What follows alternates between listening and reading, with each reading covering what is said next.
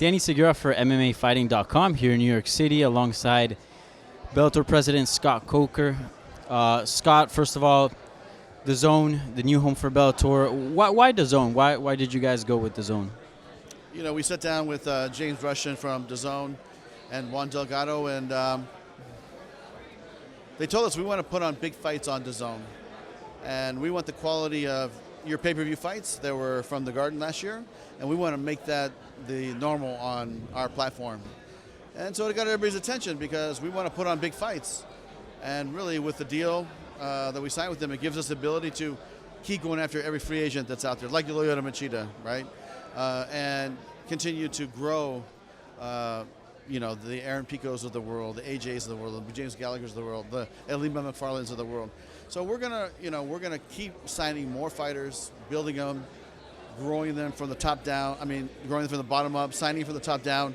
But the commitment from DAZN is we want big fights, and we're going to deliver big fights for them. Was that one of the primary reasons to sort of create a bigger budget so you can go after these bigger signings and have bigger players in each division? Was that one of the main reasons? Yeah, listen, they made us a very fair offer to take some of our fights off of Paramount and put them on. And I think that really, when you think about the offering from Paramount having 15 fights on Paramount, but also those 15 fights will air on DAZN as well, and the DAZN having 7 fights exclusively for the welterweight tournament series, it's a good complement to each other. Because how I feel is like, look, my son doesn't watch media like I watch media. Everybody has their different flavor, and I think that this is going to be something that will help build MMA and help fans come to MMA. And if you think about the value, instead of paying $60, $70 for this fight or that fight, or you get to pay $9.99. You get Anthony Joshua 1 week, and you get us the next week. Then it goes back there. Then it comes back here. It's a great value, and I think that people are going to appreciate that. Families are going to really appreciate that. So let's talk a little bit about then the future of pay-per-views, because you guys had pay-per-views. Is that no longer in play, and it'll just be Paramount and DAZN? Or does Bellator still plan on having pay-per-views? We still have the ability to do pay-per-view, but I think that with the level of commitment that DAZN's making into Bellator, as far as our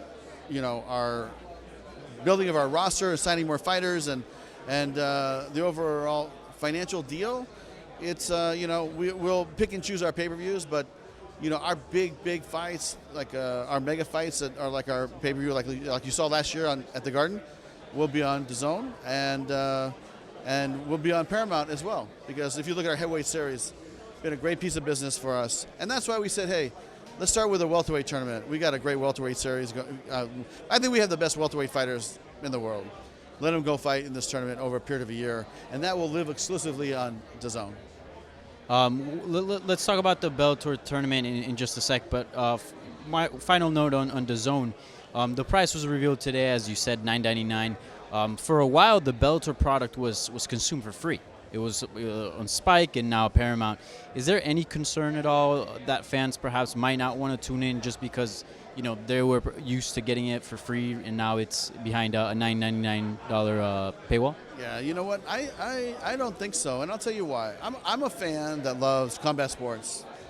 So even if I wasn't with Bellator, it's something that I would want to be a part of, because for $9.95 you get some of the biggest boxing fighters, the heavyweight champ, and you get MMA, Bellator MMA with the quality that we're putting on, the massive cards we're putting on for them. I think it's a great value because I'm the guy that at the end of the month, my pay-per-view bill is probably $300-400 because you buy so much boxing and MMA and wrestling and whatever. It's like I just buy a lot of stuff. So, it's a $300 bill, and now you could take some of that off because you could watch it for free on DAZN. So let's talk about that welterweight tournament. 9 participants were announced. So from what I understand, there's going to be 4 fighters fighting to get in the tournament, right? So the rest of the tournament rollout and how the rules and the regulations and all that, I was hoping to have it by today, but we just came back from Rome. We had the fight in Oklahoma, so I haven't regrouped my team, but we'll have something to announce maybe by the end of this week. And I think that we'll announce the date of the Fedor fight at the end of this week too. So we'll have some good announcements. But we're trying to get all the players involved and signed, and and try to put the fights together the fans want to see. But I would say slot 7 and slot 8, fighters will have to fight to get into the tournament. So, for instance, you might see John Fitch fighting Neiman Gracie, and the winner will get a slot into the tournament. So they might fight before their tournament fight. So again, 9 participants were announced. So obviously, tournament needs an even number. Who's that 10th? Paul Daley wasn't in that conversation. Will he be announced? Paul, I think that my guys are talking to him. It's a bit challenging, Listen, I'm not sure if he's going to be in the tournament or not, but we got some amazing fighters, and we're moving forward. That's all I can say is we're moving forward.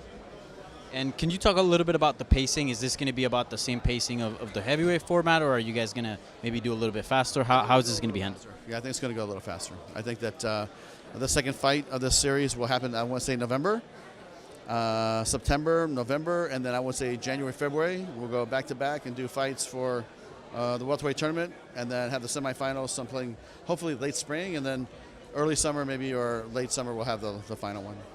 So Roy McDonald was announced to be on the tournament. Every time he fights, will the belt be on the line? How does that work? We're going to have an announcement. We'll have all the rules, regulations, and how it's all going to work. But, Roy's the champ, and I think the belt goes with the champ, but we'll see how it works out.